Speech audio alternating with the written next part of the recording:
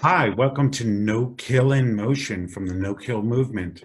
Well, we're back again today. We're talking about the no kill equation and questioning, are some programs more important than others in the NKE?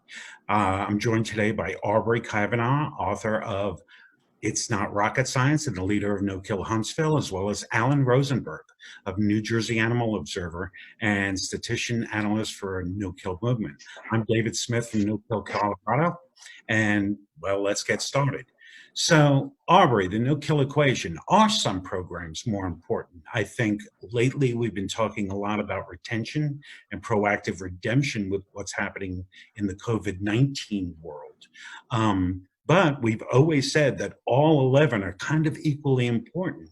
But right now, it seems like maybe in this time, there are some that are more important than others. Do you think that's true?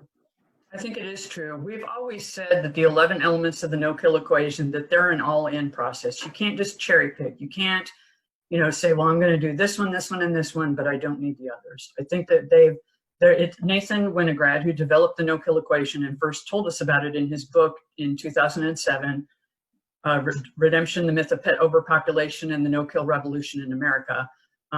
He called it an equation for a reason, because you have to have all of them working in concert. Some of the programs work to keep animals out, some of the programs work to get animals out, and some of the programs work are dual purpose. They both limit intake and speed up output. So we've always also said that the genius of the no-kill equation is it can be molded and shaped to fit any community. I mean, the communities that David, that you live in, Alan, that you live in, you may have different resources or challenges than the community in which I live. So it can be molded and shaped. And to the extent that it can be molded and shaped to fit a community, I think that when we're dealing with special circumstances like times of crisis like we're in right now, we find that it takes a little bit more molding and shaping, because some of those programs do end up being more important than others in the immediate moment. There are some places in the country where spay and neuter is not happening. Like for you, David, I believe by law, your state order says that spay and neuter is not going to happen. So even though high volume, low cost spay and neuter is one of the elements of the no-kill equation, well, it's off the table right now. So I think what we are seeing is, and this is just my opinion in my area because of how it's working in my area, keeping in mind each is different, is pet retention programs, which are keeping animals in existing homes, vital. Proactive redemptions, which is getting animals back home, also called return to owner programs, vital. Also vital on the opposite side are foster programs, keeping animals out of the shelter, and even comprehensive adoption programs offering specials or maybe fee-waived adoptions. And we really see the role of compassionate leadership and community involvement in public relations. If we don't have the public involved in what we're doing, we're not going to be getting to those other things that we need done. And compassionate leadership is as we've always said, it's the key. You have to have compassionate leadership to care about the other 10 elements of the no-kill equation.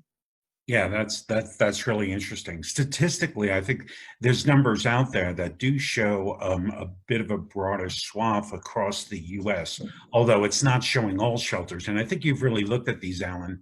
What do you see happening out there, and what do you think it really means in, the return to owner, the change in intake numbers, that kind of thing? So basically, I think what we're seeing out there is a lot of shelters doing intake reduction programs right now. I think that's pretty clear what's been going on. Shelter intake is significantly down across the country right now, and I think a lot of intake reduction programs are driving that. And then, looking at the intake reduction, it's happening now. Is it going to become, is it more because the public is not bringing them in, or because the shelter is more likely to stop them from bringing them in? Have you seen any? Well, I think what we're seeing right now, in my view, is it's the million-dollar question why intake reduction is happening. My personal opinion is on the owner surrender side, shelters, particularly in my area, are effectively closed pretty much to the public. So people can't really go to the shelter without making an appointment, and the shelter is really going to only take the animal if it absolutely has to, if it's like, like a dangerous dog case or something like that. Like just simply rehoming animals, a lot of shelters are just not doing that. And also people are, have had stay-at-home orders, so they're starting to loosen a little bit now, where they really weren't supposed to even be leaving their homes for unnecessary business. So I think those two factors are driving why owner surrenders are down. I think they're pandemic related. On the stray animal side or animal control side, I think what's driving that also is people are home, so they're not losing the animals in the house with them. And also people are not outside seeing stray animals and calling animal control and saying, hey, pick up the stray animal. So I think that's what's really driving the intake reduction that we're seeing in shelters right now. In summary, it's coronavirus lockdown related, and it's something I don't expect will continue when things normalize. Obviously, I think as a country, we're going to gradually normalize. So it may not all hit at once, but I think that animal intake will return ultimately to the levels they were, or at least the public will be seeking to return animals as they did in the past to shelters, or I shouldn't say return animals to shelters, send animals to shelters like they did in the past, whether owner surrenders or found astray, etc. I think there's another aspect of this that I find really interesting.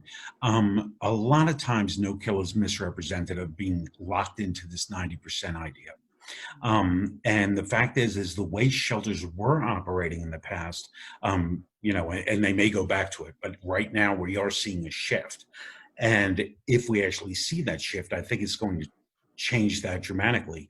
We have always said it's not 90%, it's every healthy or treatable homeless pet, but it gets misrepresented quite a bit.